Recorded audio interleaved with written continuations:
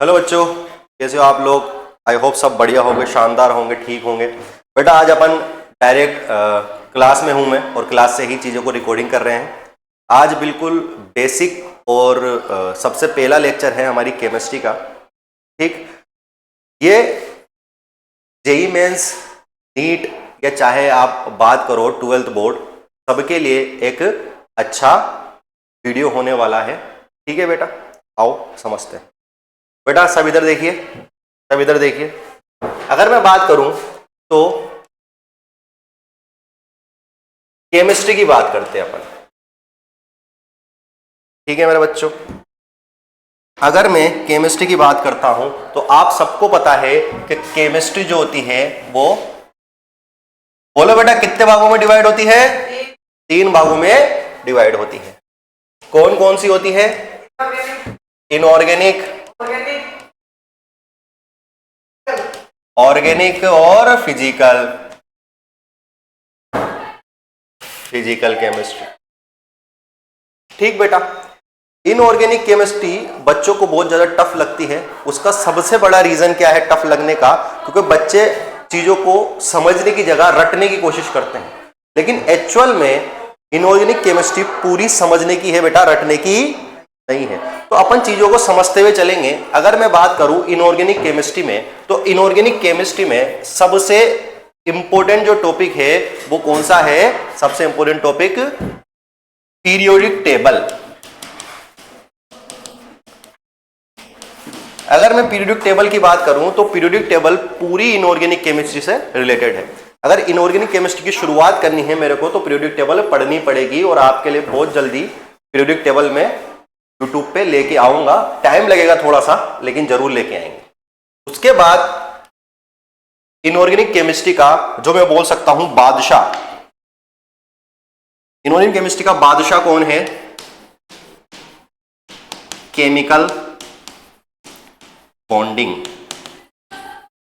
Chemical bonding बहुत ज्यादा important chapter होता है हमारे लिए। ये दोनों अपने पास किस में है बेटा?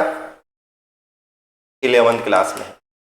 ठीक, लेकिन जैसे ही मैं बेटा 12th क्लास में आता हूं तो 12th क्लास में मेरे को एक नई चीज देखने को मिलती है, जो होता है डी एंड एफ ब्लॉक। और डी एंड एफ ब्लॉक के बाद मेरे को एक चैप्टर मिलता है कोऑर्डिनेशन कंपाउंड। ये मेरे कुछ टॉपिक है, ये दोनों हैं 12th बोर्ड के। अगर मैं बात करूं ये कितने कितने नंबर के आते हैं 12th बोर्ड सीबीएसई में, तो केशव मेरे को बताएगा। Keshav, D and F block कितने नंबर का है बेटा? 4 से 5 नंबर का आता है। Very good. और कोऑर्डिनेशन कंपाउंड कितने नंबर का आता है बेटा? 8 नंबर का आता है।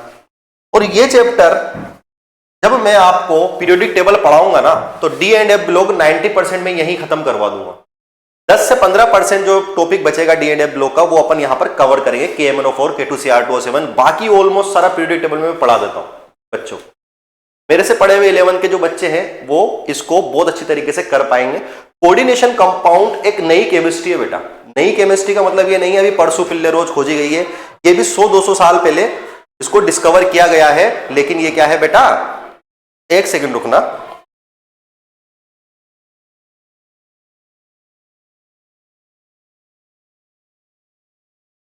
हाँ, तो ये भी अभी हाल ही में खोजी गई, जिसको अपन जैसे मॉडर्न फिजिक्स का नाम सुना है आपने, उसी तरीके से ये मॉडर्न केमिस्ट्री है।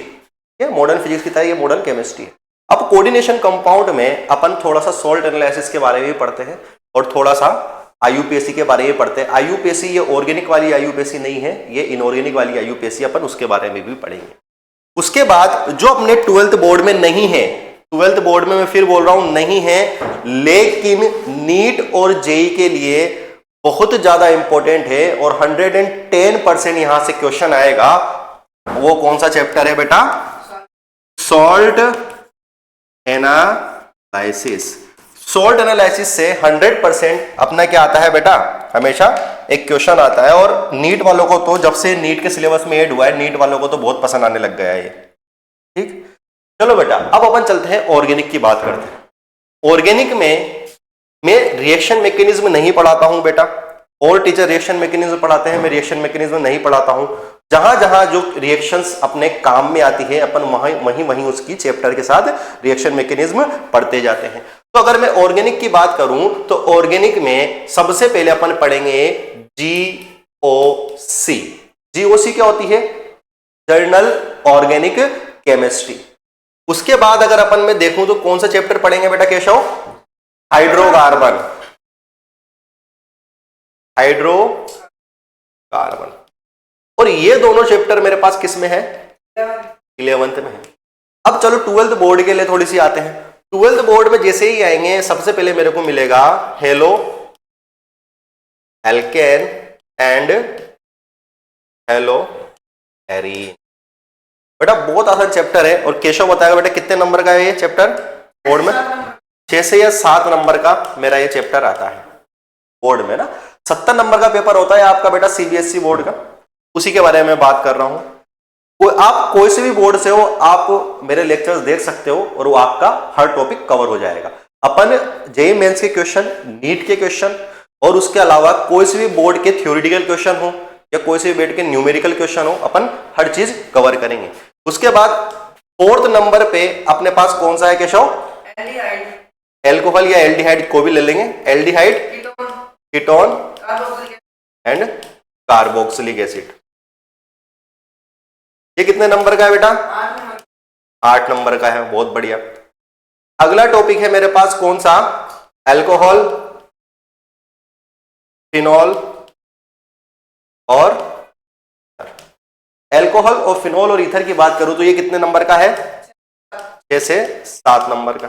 ये सब बेटा 12th के टॉपिक है। अगर अगले टॉपिक की बात करूं तो कौन सा है मेरे पास? अमीन। ठीक, ये कितने नंबर का है? 6 से 7 नंबर। वही 6 से 7 नंबर का। और अगर बात करूं लास्ट टॉपिक जो कौन है? बायोमोलिक्यूल में देखी जाए तो सबसे ज्यादा दिक्कत मैथ वाले बच्चों को होती है। क्यों? क्योंकि वो बायो का बेस लेके ही नहीं आते हैं। अपन बिल्कुल सही तरीके से इसको करने की कोशिश करेंगे और बायो के बेस को अपन मजबूत करने की कोशिश करेंगे इस टॉपिक में। बेटा कितने नंबर का आता है केशव? 6 से 7 नंबर का आता है। ठीक, ये अपनी पूरी ऑर्गेनिक केमिस्ट्री है और ये जितने भी चैप्टर है सारी कौन सी क्लास के हैं? 12th क्लास के हैं। आओ अपन फिजिकल पे चलते हैं।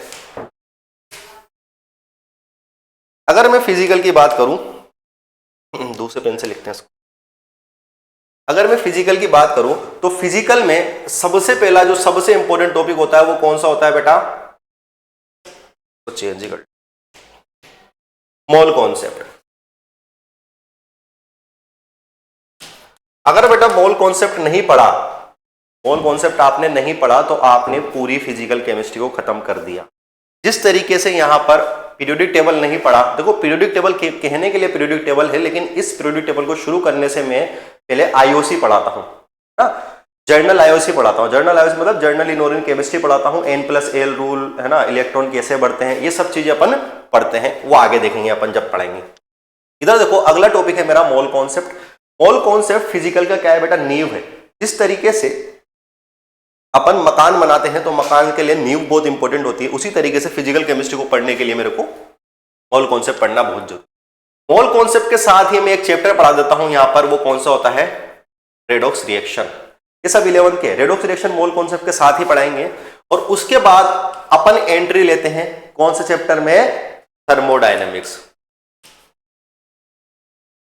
ये चैप्टर बहुत इंपॉर्टेंट है और इस चैप्टर में मैं लगभग क्वेश्चन कराता हूं 150 से 200 के लगभग। क्लास के क्वेश्चन होते हैं 150 से 200 के लगभग।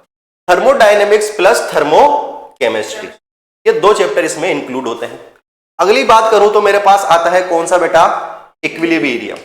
इक्विलिब्रियम में भी 2 चैप्टर है। एक तो कौन सा है? आयोनिक इक्विलिब्रियम और एक केमिकल इक्विलिब्रियम। उसके बाद ये सारे बेटा चैप्टर किसके थे? 11 के थे। अब 12th क्लास में आता हूं तो 12th क्लास में मेरे को बहुत छोटे छोटे चैप्टर देखने को मिलते हैं। कौन सा? सॉल्यूशन और कौन सा बेटा? केमिकल काइनेटिक्स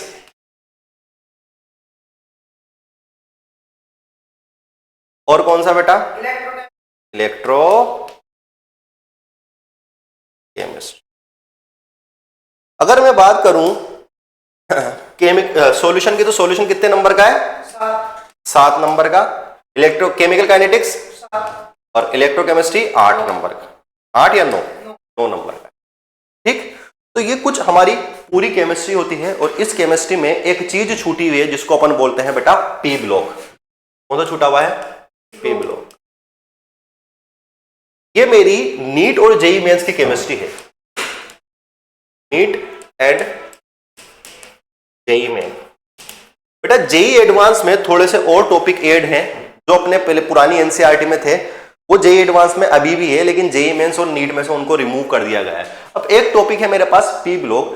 पी ब्लॉक में पूरे के पूरे ग्रुप से, ग्रुप नंबर 13, 14, 15, 16, 17, 18, पूरे के पूरे अपने पास ग्रुप है। उस पूरे ग्रुप को अपन को किस तरीके से पढ़ना है अपन वो भी देखेंगे, सबसे लास्ट में देखेंगे, लेकिन है ना, क्योंकि ये बोर्ड में पी ब्लॉक से क्वेश्चन नहीं आता है। बोर्ड में पी ब्लॉक से क्वेश्चन नहीं आता है। बोर्ड में तो ओनली इन चैप्टरों से, जहां जहां मैंने नंबर लिखा है ना बेटा, इन सबसे क्वेश्चन आते हैं। अपन बहुत जल्दी इसको खत्म करने की प्रयास करेंगे, और इसी तरीके से अपन पूरे केमिस्ट्री के जो टॉपिक है उनको डिवाइड करेंगे। ठीक है बेटा। 12th की केमिस्ट्री बहुत छोटी सी है, बहुत लिमिटेड है ना। 11th की केमिस्ट्री एक पूरा बेस बनाती है 12th के लिए, और 12th की केमिस्ट्री बहुत इजी, सबसे इजी केमिस्ट्री बोली जाए तो किसकी होती है? 12th क्लास की बहुत इजी केमिस्ट्री होती है। तो आप सबने ये सब चीजें देख ली है, कोई दिक्कत है? कोई दिक्कत नहीं होनी चाहिए बेटा इसमें। चलो बेटा, ये अपना एक बेसिक लेक्चर था। बेसिक लेक्चर बोले तो आपको एक सिर्फ केमिस्ट्री के बारे में आइडिया देने के लिए, जो बच्चे 10वीं से 11वीं में या 10 से 11th में आए हैं, जो बच्चे 11th से 12th में जाए हैं, सब इस चीज को देख सकते हैं। इवन जो 12th पास आउट है वो भी आप सब इसको देख सकते हैं। क्लियर है बेटा? तो बने रहिए, देखते रहिए हमारा YouTube चैनल। मैं डॉक्टर जावेद आपके लिए ऐसी अच्छी इंफॉर्मेटिव वीडियो लेके आता रहूंगा।